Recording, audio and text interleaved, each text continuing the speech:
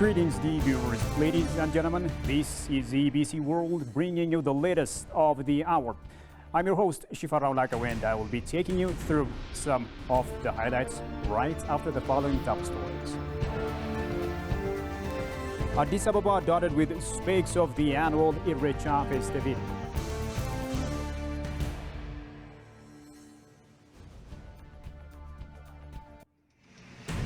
And Ghana's future at risk from inflation.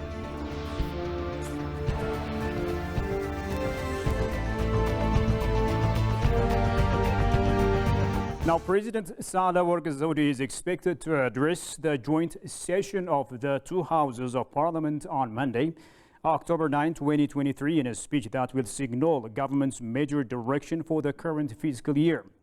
The president's address is the sixth since she assumed the post in late October 2018 and is expected to highlight security, economic reform, inflation, foreign policy, and sundry other issues. Members of the two houses will convene on Tuesday, October 10, to pass the motion presented to them by the president during Monday's session.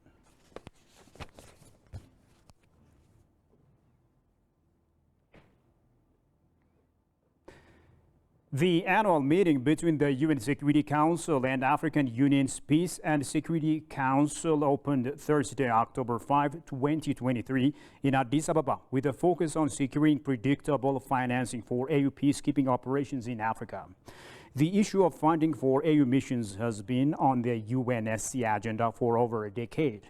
AU Peace and Security Commissioner Bankole Adoy called on participants to specifically address the central issues of predictable, adequate, flexible, and sustainable funding for AU peacekeeping. African countries are requesting that AU operations be financed through compulsory UN member state contributions. A draft resolution has been in negotiation since 2018, but was long delayed over dissent within the AU.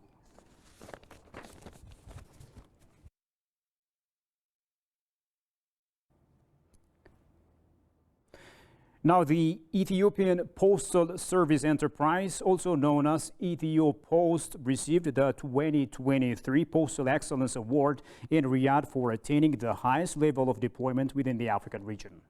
Deputy CEO of the Ethio-Post, Gashaw Mersha, received the award at the Universal Postal Union's Extraordinary Congress in Riyadh, Saudi Arabia.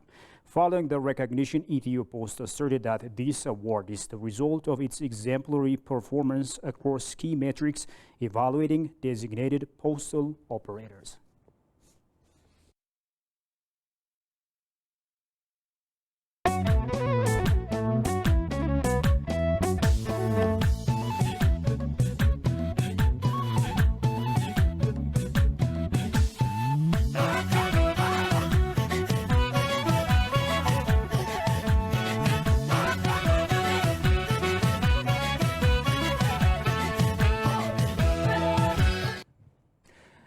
And now moving to stories in connection with the Irrecha festivity being celebrated in Addis Ababa and Bishoftu. Ethiopia's month of Mascaram brims with a new light of hope, with the yellow daisies filling the pastures.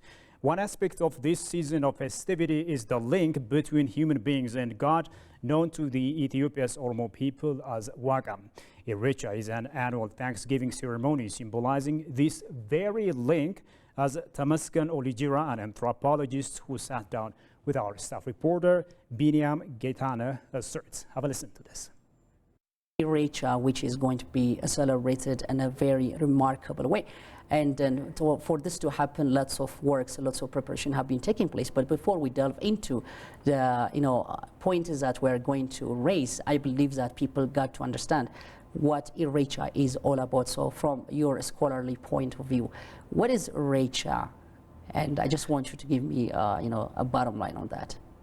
Irrecha is, from a superficial point of view, Thanksgiving ritual practice that an Oromo, together with other people, undertake twice a year. The first policy is Irrecha Malka, which we are going to celebrate a day after. and also Recha Tulu, which is the hillside Recha that's celebrated after the dry season maybe. Speaking of the sociological and cultural aspect, how do we perceive Irecha ceremony? It's a place where the social interaction takes place. It is a social capital that society interconnect with each other. Okay, they connect with each other. The interaction will increase. Sense of belongingness will be increased as this Recha ceremony, and therefore it's a place of social relation creation and also strengthening in the context of sociological perspectives.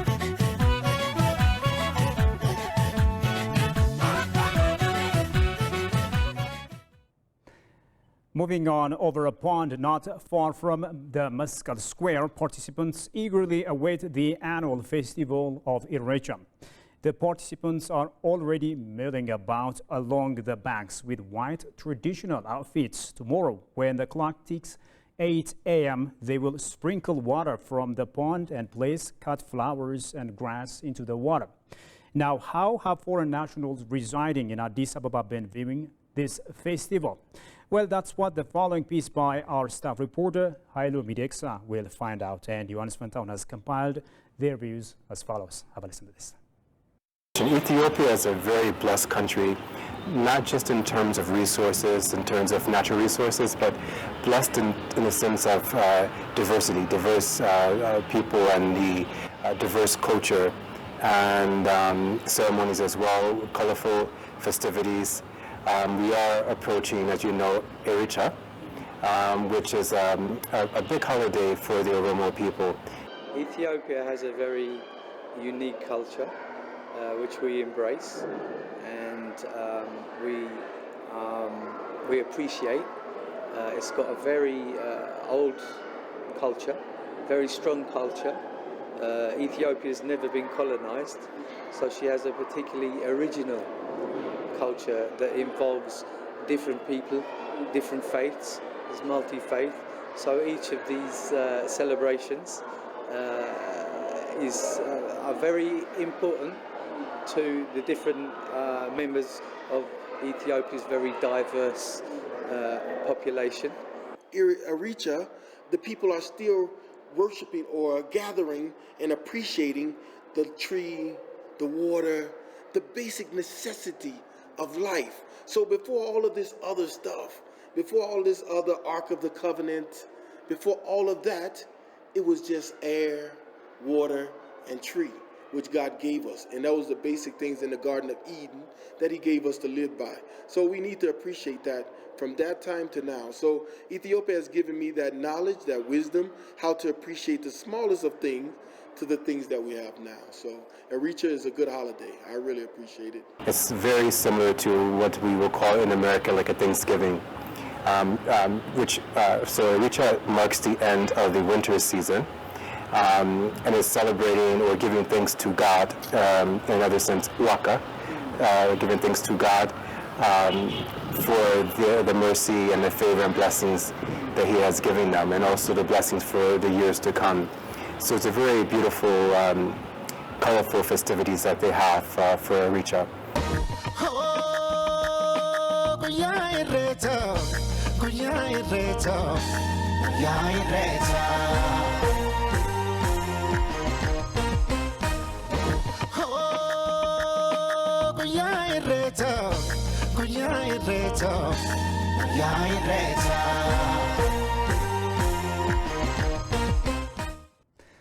And finally, moving to stories across Africa, the World Bank once described Ghana as the shining star of Africa. But not anymore. That designation seems to have failed and faded out of the annals of the World Bank, as Ghana now stands as the most indebted African country. The streets of the capital Accra are full of people who put the blame for this state of affairs on Ernest Addison, governor of the Central Bank of Ghana. In 2019, the country registered one of the fastest growing economic performance of the continent. But Ghana now buckles under one of its worst ever economic crises in decades, despite big exports like cocoa and gold propping up the country. Many Ghanaians express suffering under an economic downturn.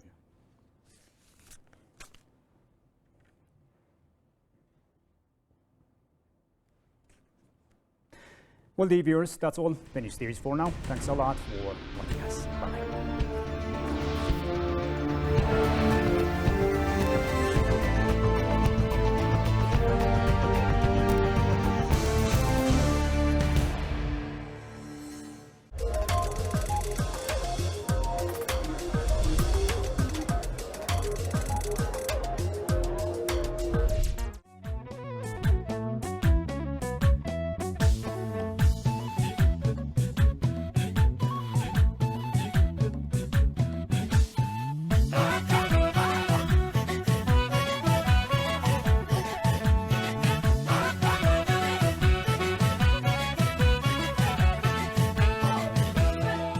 It is the right of other people to accept such kind of peaceful nature and the peaceful practice of such kinds of nature, so that Ethiopian can easily benefit from such kinds of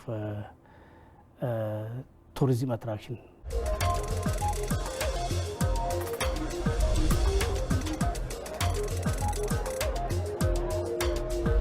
Apart from the regional and country level activities, you've stated the indispensable value of celebrating Eritrea. How